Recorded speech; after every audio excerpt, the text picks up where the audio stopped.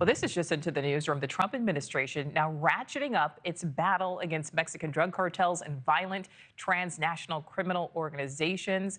The State Department designating several of these groups as foreign terrorist organizations, and that designation applies to notorious groups like Tren de Aragua, MS-13, and the Sinaloa and Jalisco cartels. NewsNation's Nichole Berlie is live along the southern border in Del Rio, Texas. So, Nichole, what are the implications of this move? Yeah, hey, Nicole, certainly not coming as a surprise considering the Trump administration essentially on day one said, hey, we're going to designate the criminal cartels as terrorist organizations and pinpointing Tren de Aragua as well. So we're seeing 8 different groups on this list, 5 of them cartels, which you mentioned, Sinaloa, Jalisco. We also have CDN, CJNG on there. And then we also have these different gangs like Tren de Aragua and MS-13 that the president has said have terrorized communities for years in the United States. So something that is definitely a priority for this administration. Now, when it comes to the designation, we already know the Kingpin Act has been in place and is something that they've had access to, but this ramps it up even further and really allows them to go after their assets, go after these cartels in a different faction. And that includes people that they know, their associates, people that are affiliated with them or family members that might be living in the United States. They are eligible essentially for deportation or removal because of this designation. Now, some of the other consequences include legal ramifications if someone helps a designated FTO, helps one of these terrorist organizations.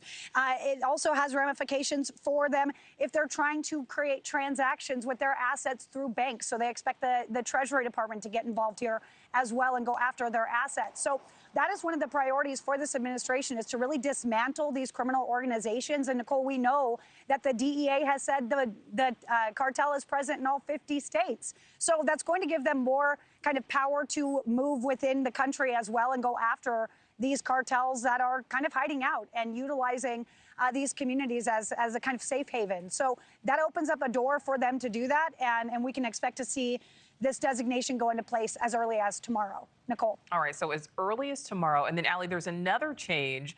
The catch and release program is now ending. So what is changing here? Yeah, so if someone is one of the hundreds of thousands of individuals that came in on either parole or was processed without getting a court date or any charging document, you're actually now a target for the Trump administration. So the Biden administration basically had the door open for these people under the parole programs, but the Trump administration says, no, now we want to detain you. A new directive that we obtained through DHS sources actually calls for the detention of all illegal immigrants who are not processed and giving those charging documents. It also directs all ERO personnel to detain anyone who was released into the country under catch and release, and officers should review individuals for redetention if they were released because there was not a significant likelihood of removal in the foreseeable future. But here's the deal. The tables have turned because these individuals can be removed now. There are other countries that have come to the table who are now willing to accept other nationalities that are not from their countries. We're talking about El Salvador and also Costa Rica. So those are elements that are in this fight now. We talked with retired ICE Field Office Director John Fabricatori about this. He says they're using pre-existing laws within the Immigration and Nationality Act. Take a listen to what he said. A lot of these cases are already on the docket with enforcement removal operations. They're already doing check-ins. Some of them should have probably been processed differently when they came across the border, but because of the limited detention space that we had, instead of them detaining them and actually going through the whole case, they were just released into the interior of the United States. It'll be a lot better process because they'll see the credible fear officer will make a determination on whether that alien can be eligible for asylum, and then allow them to go through the process, or continued with the expedited removal and remove them from the country.